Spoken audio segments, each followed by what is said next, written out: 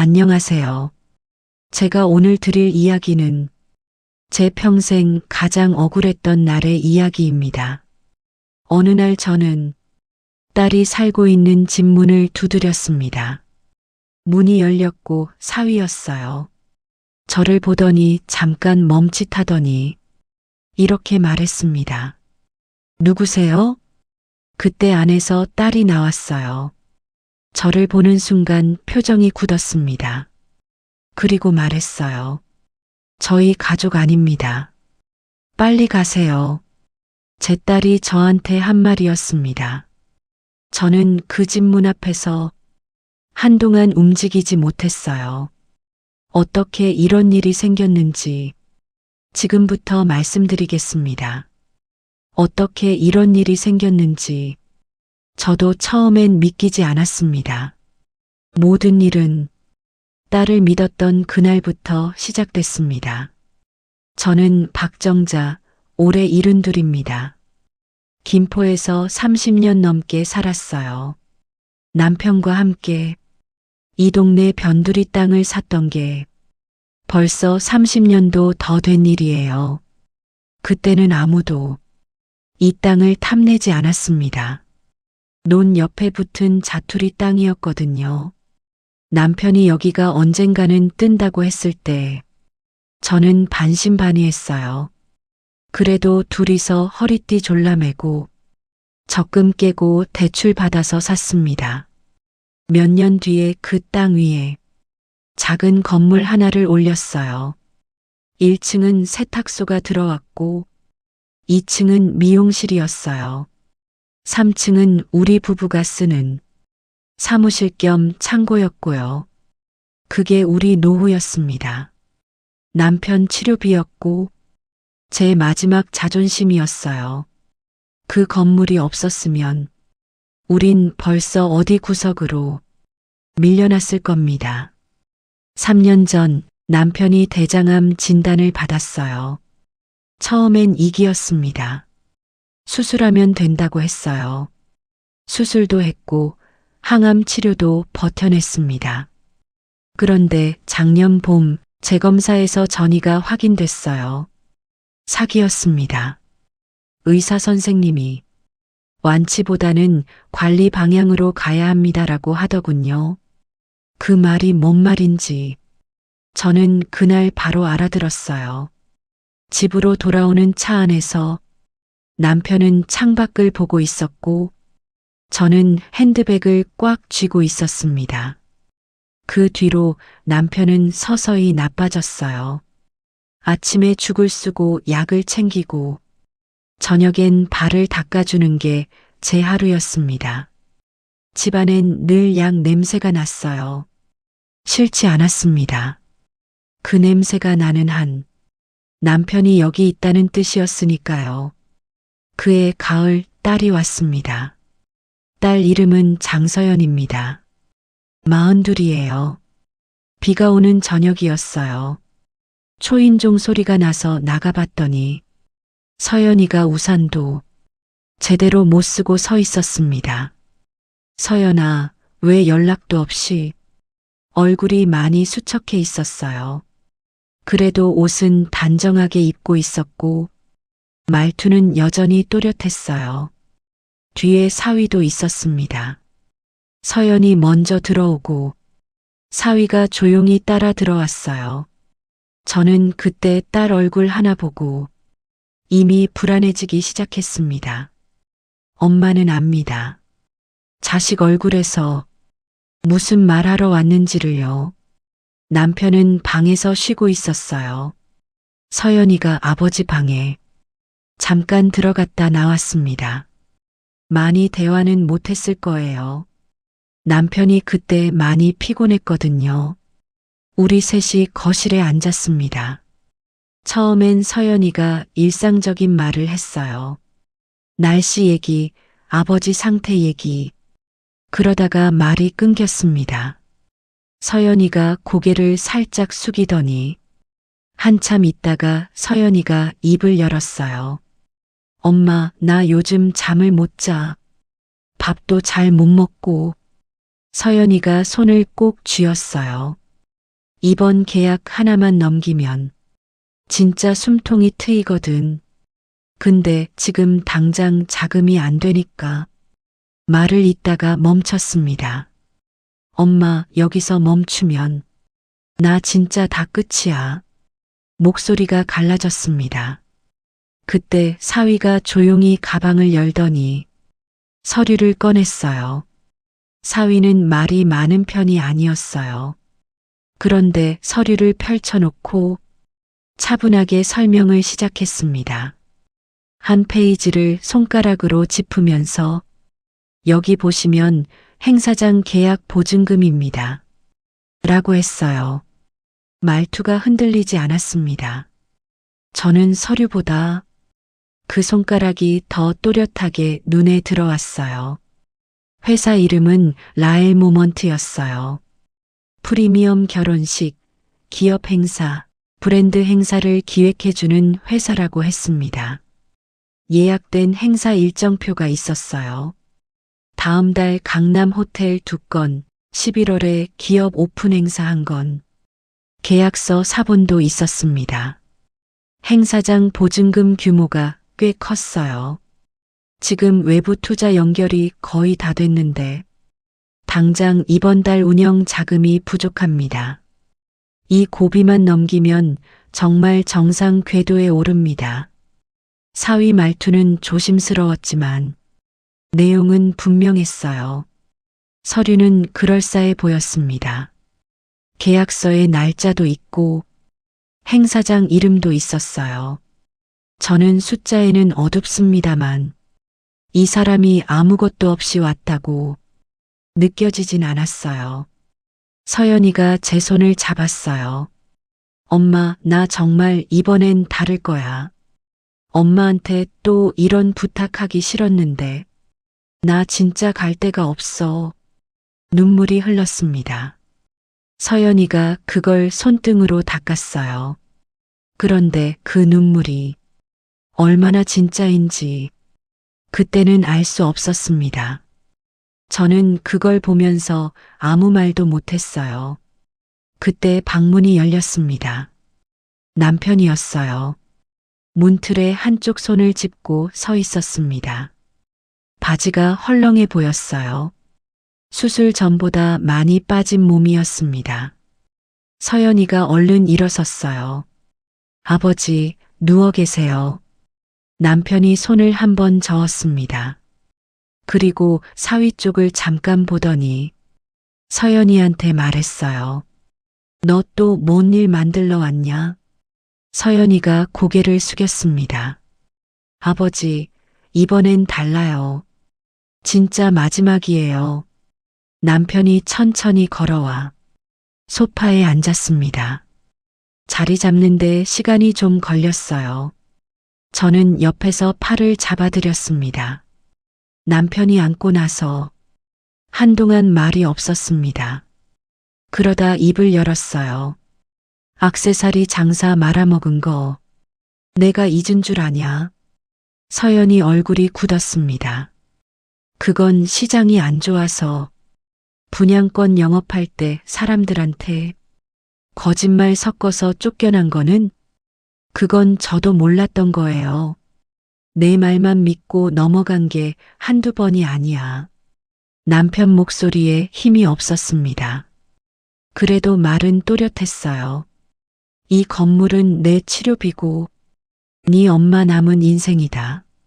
사위가 그때 허리를 숙였습니다. 어르신, 죄송합니다. 이런 부탁 드리는 거 저도 압니다. 반드시 약속 날짜 안에 정리하겠습니다. 남편이 사위를 봤습니다.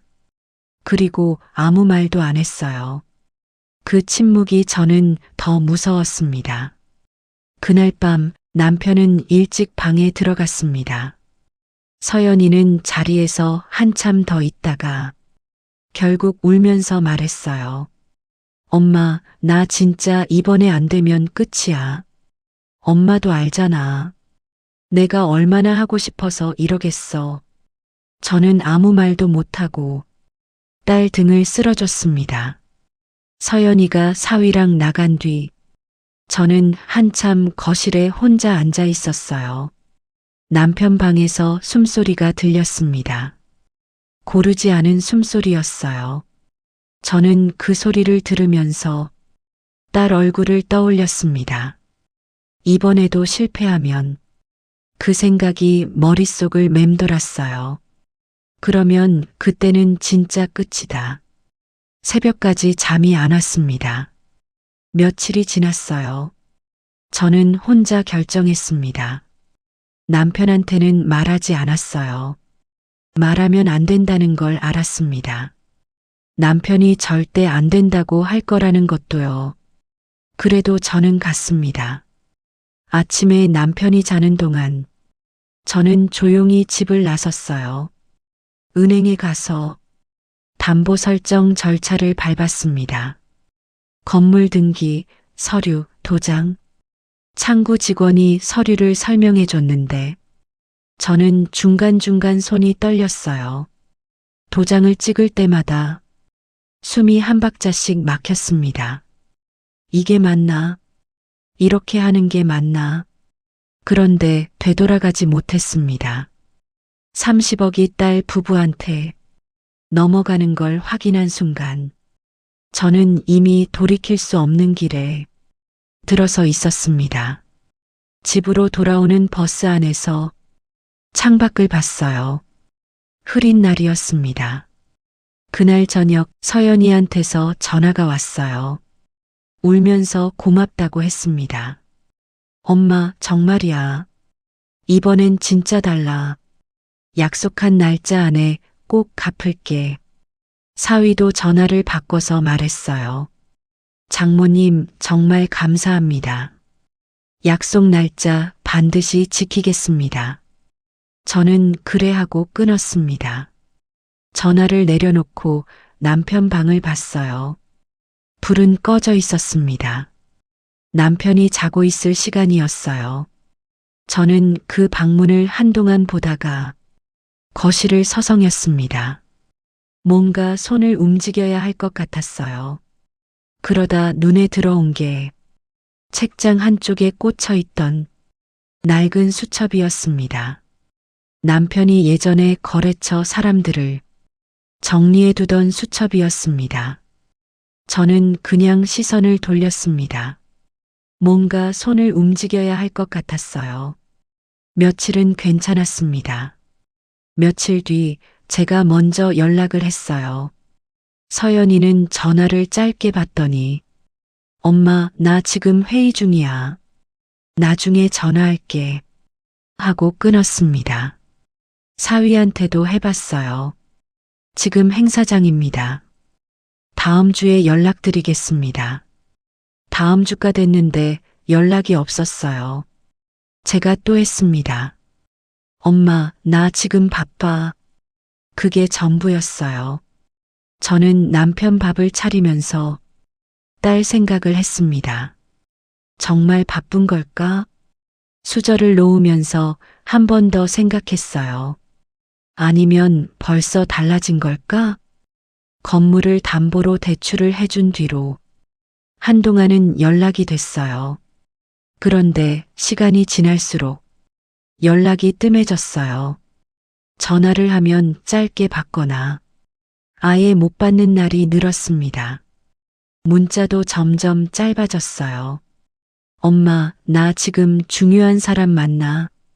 행사장이라 나중에 전화할게. 엄마, 미안 회의 중. 저는 그 문자들을 읽으면서 바쁜가 보다 하고 넘겼어요. 처음엔 그랬습니다. 그래, 바쁘면 천천히. 그렇게 쓰면서도 손이 조금 느렸습니다. 사위한테 전화를 해봤더니 한 번은 받았어요. 장모님, 지금 거래처에 있습니다. 내일 제가 다시 연락드리겠습니다.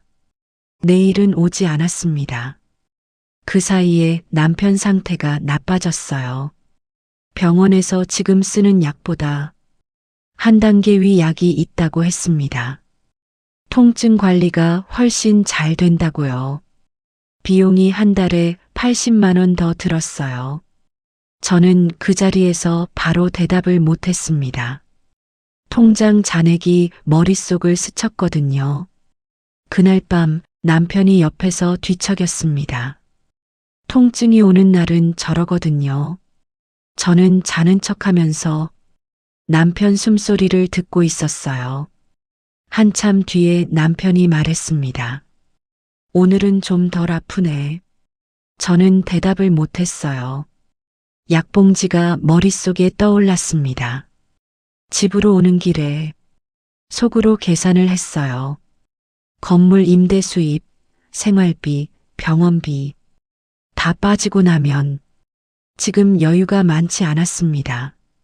서연이가 약속한 날짜만 되면 저는 그렇게 생각하면서 버스 손잡이를 잡았습니다. 그날 저녁 남편한테는 약 얘기를 꺼내지 않았어요. 어느 날 오후 마트에서 이웃을 만났습니다. 같은 아파트 단지에 사는 분이었어요. 잠깐 인사를 하다가 그분이 말했습니다. 박 여사, 딸이 요즘 잘 나가나 봐요. 저는 카트를 밀면서 물었어요. 왜요? 아, 누가 사진 보여줬는데. 행사 사진이 엄청 화려하던데. 꽃이며 조명이며. 저는 웃으면서 그런가요 하고 넘겼습니다. 집에 와서 서연이 SNS를 찾아봤어요. 사진이 몇 장 올라와 있었습니다. 꽃장식이 천장까지 올라오는 행사장. 긴 테이블에 샴페인 잔이 가득 놓인 사진. 서연이가 웃으면서 찍은 사진. 저는 그 사진들을 한 장씩 넘겼습니다.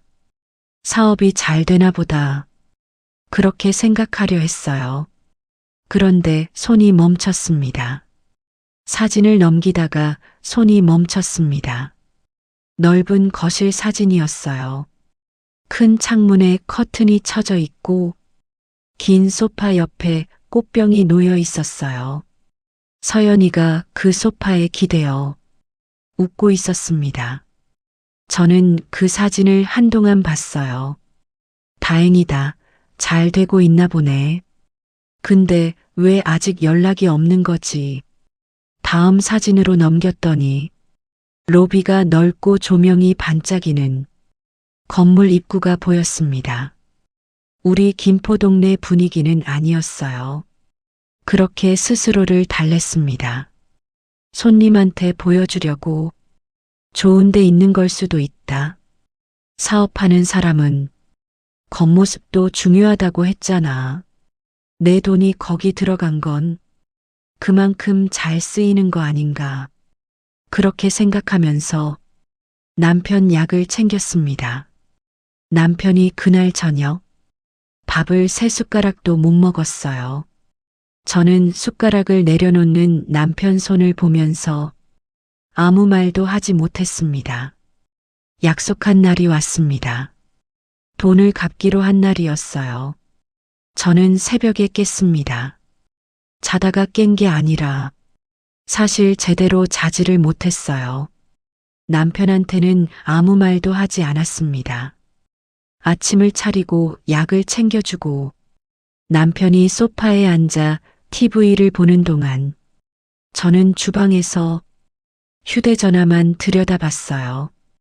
오전부터 11시가 넘도록 문자가 없었습니다. 설거지를 하다가 문자 알림 소리가 났어요. 그릇을 내려놓고 달려갔는데 서연이가 아니었습니다. 광고 문자였어요. 다시 주방으로 갔습니다. 그릇을 씻다가 손에서 놓쳤어요. 남편이 무슨 소리야 하고 물었습니다. 아무것도 아니에요. 휴대전화를 앞치마 주머니에 넣고 계속 씻었어요. 서연이에게 전화를 해봤습니다. 신호가 가다가 끊겼습니다. 다시 했어요. 이번엔 아예 받지 않았어요. 사위한테도 했습니다. 신호는 갔지만 받지 않았어요. 점심을 차렸습니다. 남편 밥을 떠드리면서 손이 조금 떨렸어요. 손을 왜 떨어? 남편이 물었습니다. 추워서 그런가? 그렇게 말했습니다. 오후가 되도록 아무 연락이 없었습니다. 저는 소파에 앉아서 서연이 SNS를 다시 열었어요. 오늘 올라온 게 없었습니다. 전화도 안 받고 문자도 답이 없으니 더 기다릴 수가 없었어요. 저는 결국 일어났습니다. 몇 달 전에 서연이가 여의도 쪽으로 이사했다고 했었어요. 한 번도 찾아간 적은 없었지만 주소는 받아둔 게 있었습니다. 남편한테 잠깐 나갔다 올게요. 라고만 했어요. 옷도 제대로 못 갈아입고 겉옷만 걸친 채 나섰습니다.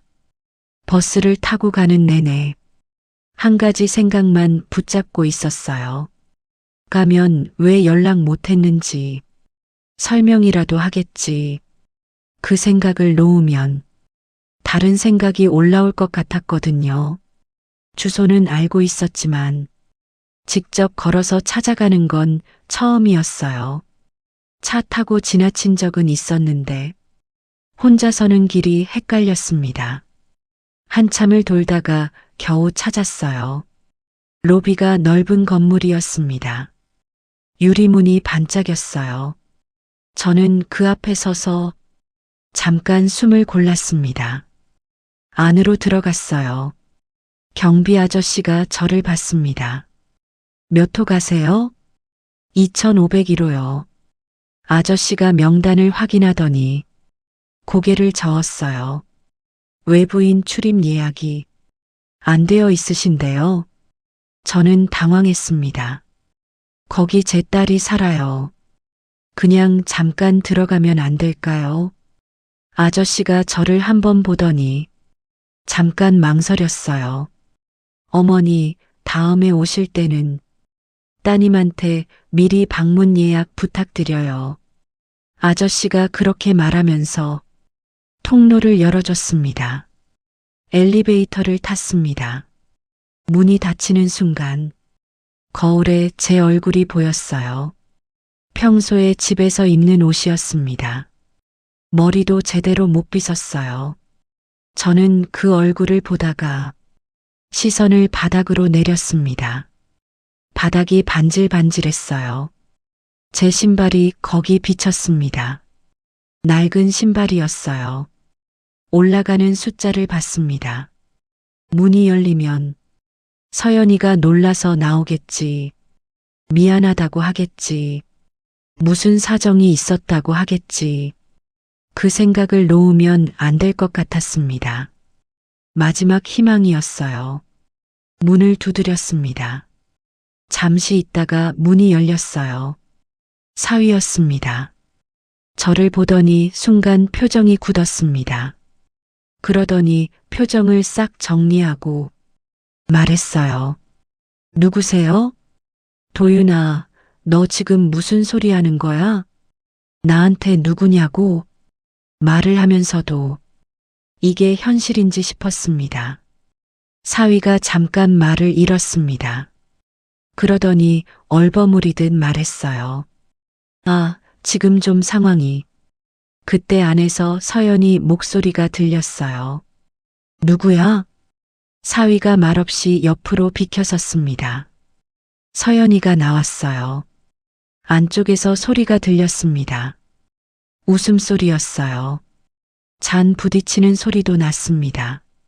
서연이가 뒤를 한번 흘끗 봤어요. 그리고 문을 반쯤 당겨 닫았습니다. 저를 보는 표정이 딱딱해졌어요. 엄마, 왜 여기까지 왔어? 반갑다는 말이 아니었습니다. 연락도 안 되고 약속 날인데 서연이가 목소리를 낮췄어요. 지금 손님들 계셔. 이러면 곤란해. 저는 딸 얼굴을 봤습니다. 미안하다는 말이 없었어요. 어떻게 여기까지 왔냐는 말도 없었어요. 곤란하다는 말만 있었습니다. 서연아. 목소리가 떨렸습니다. 서연아, 엄마한테 왜 이래? 엄마가 오면 안 되는 사람이야? 서연이가 잠깐 복도를 봤습니다. 주변에 다른 사람이 있나 확인하는 것 같았어요. 그리고 저를 봤습니다. 그 눈빛이 낯선 사람을 보는 눈빛이었어요.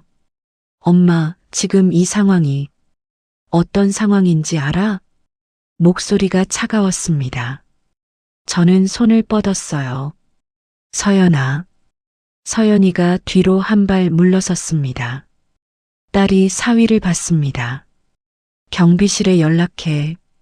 사위가 휴대전화를 꺼냈어요. 저는 그 장면을 보면서 다리에 힘이 풀렸습니다. 저는 거기 서 있었습니다. 움직일 수가 없었어요. 돈 때문이 아니었습니다. 딸이 남들 앞에서 저를 지워버렸거든요. 어떻게 나왔는지 모릅니다. 엘리베이터를 탔는지, 계단으로 내려왔는지, 기억이 없어요. 밖에 나오니까 바람이 차가웠습니다. 저는 건물 앞에 잠깐 서 있었어요. 다리가 움직여지지 않았습니다. 한참 있다가 버스 정류장 쪽으로 걸었어요. 버스를 타고 창가에 앉았는데 바깥 풍경이 눈에 들어오지 않았습니다. 머릿속에서 딸 목소리가 계속 들렸어요. 경비실에 연락해. 그 말이 자꾸 반복됐습니다. 집에 돌아왔습니다. 남편이 소파에 앉아 있었어요. 저를 보더니 아무 말을 안 했습니다. 얼굴을 봤겠죠. 저는 소파 앞에 서서 한동안 아무 말도 못했어요. 그러다가 바닥에 그냥 주저앉았습니다. 남편이 여보하고 불렀어요. 그 소리에 막혀 있던 게 터졌습니다. 저는 그날 다 말했어요. 건물 담보로 30억을 해준 것부터 남편 몰래 은행에 갔던 날 연락이 끊기고 여의도까지 찾아갔던 것, 사위와 딸이 한 말까지 전부 말했습니다. 남편이 아무 말도 안 했어요. 저는 계속 울면서 말했습니다. 다 말하고 나서 고개를 들었더니 남편이 눈을 감고 있었어요. 한참 있다가 말했습니다. 당신 탓 아니야. 저는 고개를 저었어요. 내가 더 일찍 막았어야 했는데 남편이 손을 내밀었습니다. 저는 그 손을 잡았어요. 그 손이 많이 가늘어져 있었습니다. 남편은 그해 겨울에 떠났습니다. 그날 모든 걸 털어놓은 이후로 급격히 나빠졌어요. 병원에 더 자주 가야 했는데 돈이 막혀 있었습니다. 저는 건물 임대 수입을 당겨서 버텼어요. 남편은 마지막까지 저한테 화를 내지 않았습니다. 통증이 심한 날에도 괜찮아 하고 누웠어요. 저는 그 말이 괜찮지 않다는 걸 알면서도 더 좋은 약 얘기를 꺼내지 못했습니다. 돈이 막혀 있었거든요. 어느 날 아침 남편 손을 잡고 있는데 손이 많이 가벼워져 있었어요. 남편이 천천히 말했습니다. 당신 그냥 무너지지만 마. 눈을 감고 있으면서 한 말이었어요. 그게 마지막이었습니다. 장례를 치렀습니다. 서연이한테 연락을 했어요. 문자를 보냈습니다. 답이 없었어요. 전화를 했더니 한 번은 받았습니다. 엄마, 나 지금 해외 출장 중이라 당분간 연락하기 힘들어. 그게 전부였어요. 장례식장에 딸은 오지 않았습니다. 저는 남편 영정 앞에 앉아서 조문객들 인사를 받았어요. 딸 자리는 비어 있었습니다. 장례가 끝나고 집에 돌아왔습니다. 집이 조용했어요. 남편 소파 자리에 담요가 접혀 있었습니다. 저는 그 담요를 보다가 주방으로 갔어요. 물을 끓였습니다. 마실 것도 아니었어요. 그냥 뭔가 손을 움직여야 했습니다. 며칠을 그렇게 보냈어요. 아침에 일어나고 밥을 챙기고 약을 집었다가 약을 챙길 사람이 없다는 걸 깨닫고 다시 내려놓고 그 빈자리가 하루에도 몇 번씩 나타났습니다. 열흘쯤 지났을 때 옷장을 정리했어요. 남편 옷을 꺼내서 가지런히 개기 시작했습니다. 서랍을 하나씩 열다가 맨 아래 서랍에서 낡은 수첩을 발견했습니다. 꺼내서 들여다봤어요.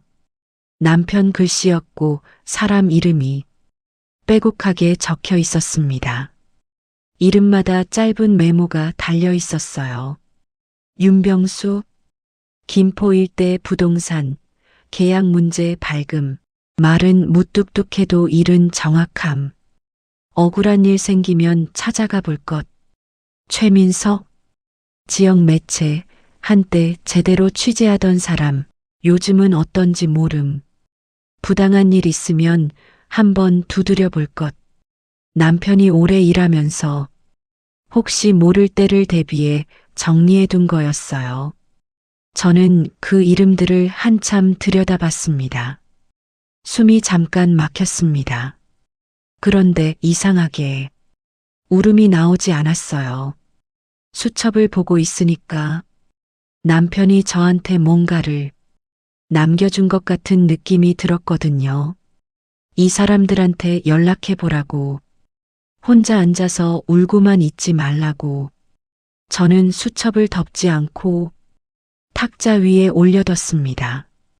다음 날 아침 수첩을 다시 폈어요. 윤병수, 전화번호가 적혀 있었습니다. 저는 한참 보다가 전화를 걸었습니다. 여보세요. 목소리가 낮고 건조했습니다. 저 박정자라고 합니다. 장태식 씨 아내예요. 잠깐 침묵이 있었어요. 장 선생님? 네. 돌아가셨다고 들었습니다. 네. 또 침묵이 있었습니다. 무슨 일이십니까? 저는 짧게 말했어요. 딸 얘기, 건물 담보, 30억, 그리고 그 이후에 있었던 일까지요. 다 말하는데 오래 걸리지 않았습니다. 윤 씨가 바로 대답하지 않았어요. 한번 봐야겠네요. 그게 전부였습니다. 윤병수 씨를 만났습니다. 커피숍에서 만났어요. 자료를 가져갔습니다. 건물 등기, 담보 설정 서류. 윤 씨는 서류를 한 장씩 넘기면서 아무 말도 안 했어요. 다 보고 나서 커피를 한 모금 마셨습니다. 회사 이름이 뭐라고 했습니까? 라엘 모먼트요. 윤 씨가 수첩에 받아 적었어요. 딸 이름하고 사위 이름 받아 적었습니다. 일주일 주십시오. 저는 고개를 끄덕였어요. 윤 씨가 자리에서 일어나면서 말했습니다. 장 선생님한테 신세 진 적 있습니다. 제대로 봐드리겠습니다. 그 말이 그때 저한테는 컸어요. 일주일 뒤 윤 씨한테서 연락이 왔습니다. 다시 만났어요. 윤 씨가 서류를 펼쳤습니다. 회사 외형은 그럴듯합니다. 홈페이지도 있고 행사 실적도 있어요. 그런데 잠깐 멈췄어요. 담보로 받은 30억이 회사 운영으로 들어간 흔적이 절반도 안 됩니다. 저는 그 말을 듣는 순간 숨을 한번 참았어요. 나머지는요? 개인 계좌로 빠졌습니다. 여의도 아파트 월세, 고급 가구 구입, 해외 출장 명목 호텔비, 명품 구입 내역도 있어요. 윤 씨가 서류를 제 앞으로 밀었습니다. 저는 그 숫자들을 봤어요. 남편이 더 좋은 약을 맞을 수 있었던 돈이 거기 있었습니다. 남편이 더 오래 버틸 수 있었던 돈이요. 윤 씨가 말했어요.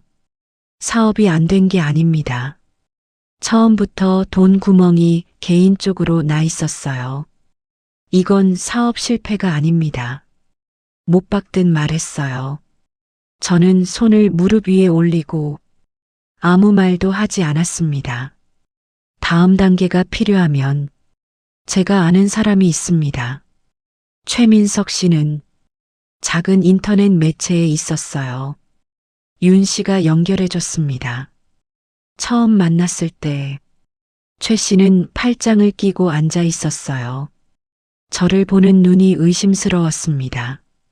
개인 원한 있는 어머니들이 가끔 이런 데 오시거든요. 저는 윤 씨가 정리해 준 서류를 탁자 위에 올렸습니다. 최 씨가 팔짱을 풀었어요.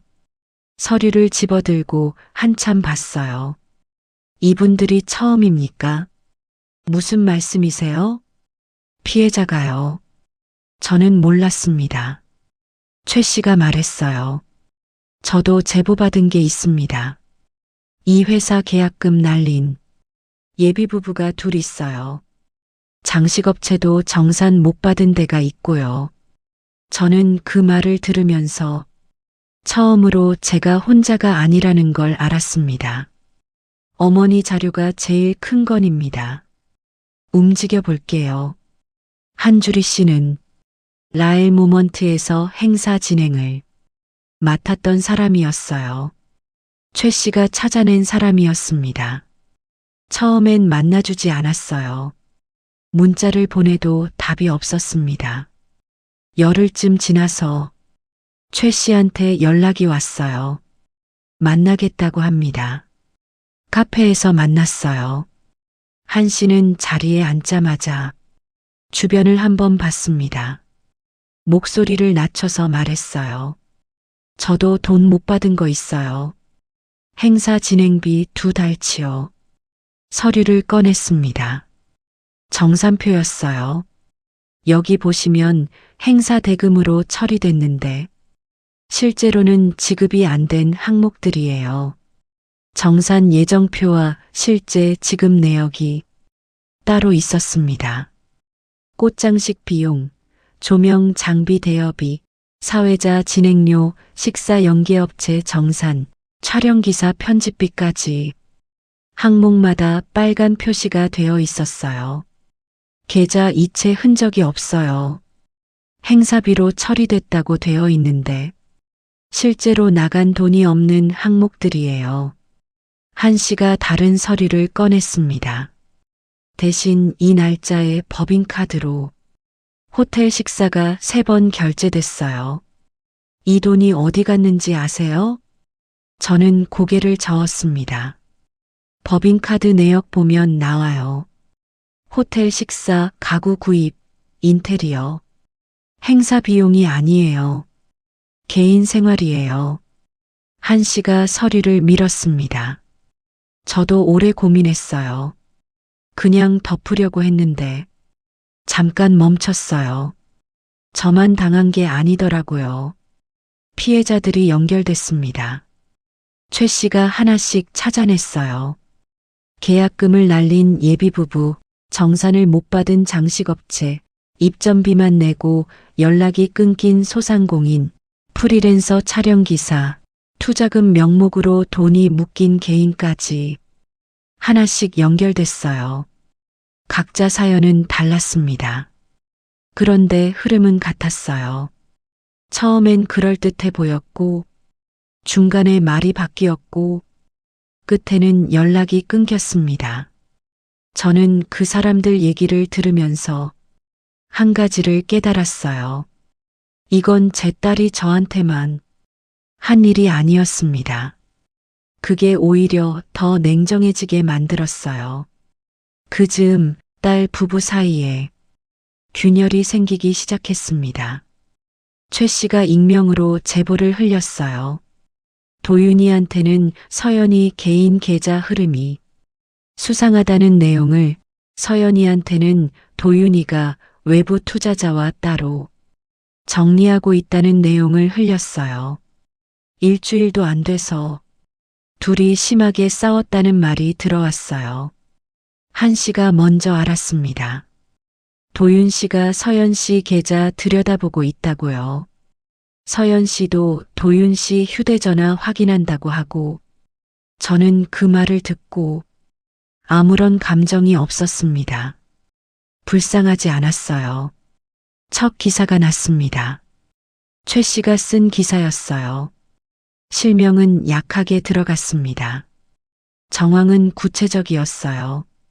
프리미엄 행사 기획업체의 계약금 미반환 문제, 정산 누락 사례 복수, 피해자 진술 일부. 기사가 나가고 업계가 술렁였습니다. 딸 부부는 기사를 내리려 했어요. 그 움직임이 오히려 더 수상하게 보였습니다. 최 씨가 말했어요. 이제 한 번만 더 터지면 됩니다. 딸 부부가 호텔 공개 행사를 열었습니다. 업계 신뢰를 되찾겠다는 자리였어요.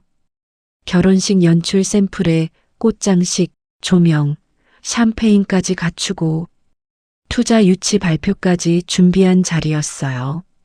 초대장도 돌렸습니다. 저는 그 행사에 갔어요. 눈에 띄지 않는 자리에 앉았습니다. 행사장은 화려했어요. 꽃이 천장까지 올라와 있었고 테이블마다 샴페인 잔이 놓여 있었습니다.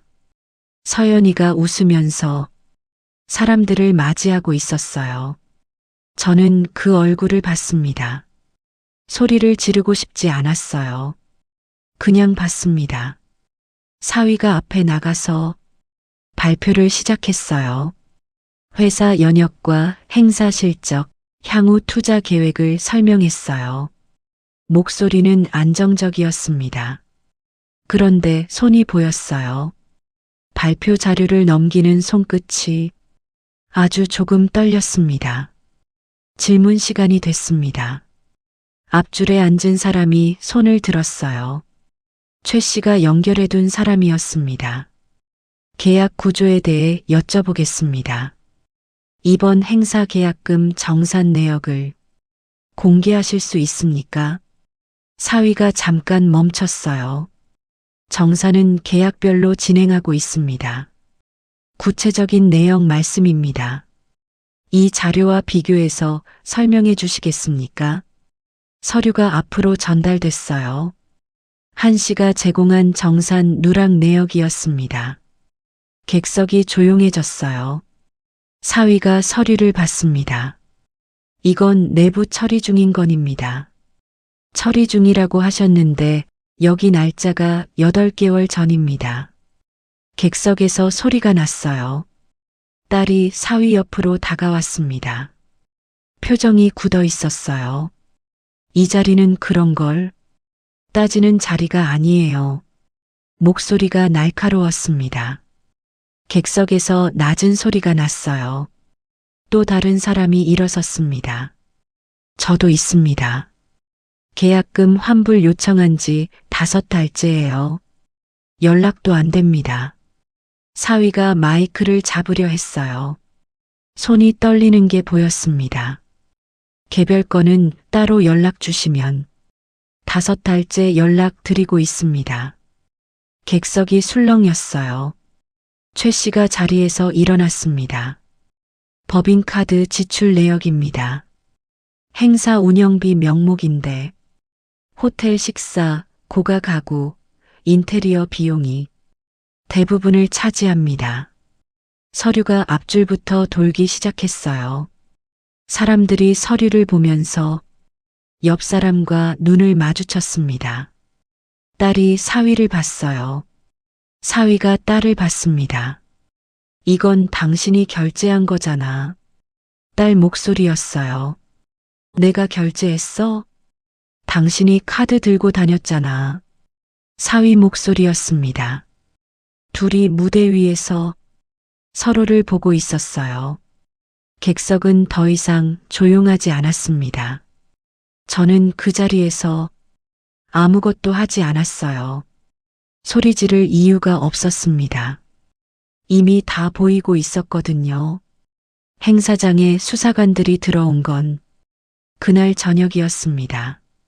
사전에 최 씨가 피해자들 진술과 자료를 묶어서 고소장을 넣어둔 상태였어요. 딸과 사위는 그 자리에서 분리됐습니다. 서연이가 수사관 옆에 서 있는 걸 저는 멀리서 봤어요. 눈이 마주쳤습니다. 서연이가 입을 열었어요. 엄마. 저는 시선을 돌렸습니다. 그날 이후로 딸과는 한 번도 마주치지 않았어요. 수사가 시작됐고 딸과 사위는 각각 조사를 받았습니다. 저도 피해자 진술을 했어요. 긴 시간이었습니다. 재판은 이듬해 봄에 끝났어요. 딸과 사위 모두 실형을 받았습니다. 피해자들은 공동 대응을 통해 자산 일부를 돌려받았어요. 저도 건물 담보를 회수했습니다. 법적인 절차가 끝나던 날, 윤 씨가 전화를 했어요. 다 됐습니다. 저는 감사합니다 하고 끊었어요. 창밖을 봤습니다. 봄이었습니다. 재판이 끝나고 얼마 뒤 서연이한테서 편지가 왔어요. 미안하다고 잘못했다고 엄마라고 했습니다. 저는 그 편지를 다 읽었어요. 그리고 접었습니다. 서랍에 넣었어요. 답장은 쓰지 않았습니다. 용서를 안 한 게 아니에요. 다만 그 사람이 다시 제 가족이 될 수는 없었습니다. 그 자리는 여의도의 한 아파트 현관문에서 이미 끝났거든요. 지금 저는 김포에서 작은 모임을 하나 운영합니다. 남편 이름을 걸었어요. 계약 문제로 억울한 일을 당한 분, 자식한테 재산 문제로 흔들리는 분, 혼자서 뭘 어떻게 해야 할지 모르는 분, 그런 분들이 오세요. 거창한 건 아닙니다. 그냥 같이 앉아서 어떻게 하면 되는지 아는 만큼 얘기해 드립니다. 윤 씨가 가끔 와서 도와줘요. 최 씨도 가끔 들릅니다. 저는 박정자 72입니다. 30억을 잃었고 남편을 잃었고 딸을 잃었습니다. 그런데 무너지지는 않았어요. 남편이 마지막으로 한 말이 그거였거든요. 당신 그냥 무너지지만 마. 저는 그 말을 지켰습니다. 아직도 그 말을 붙들고 삽니다. 다시 사는 법을 배웠어요. 혼자 끌어안고 있는 것보다 한 사람 손을 잡는 게 늦지 않다는 것도요.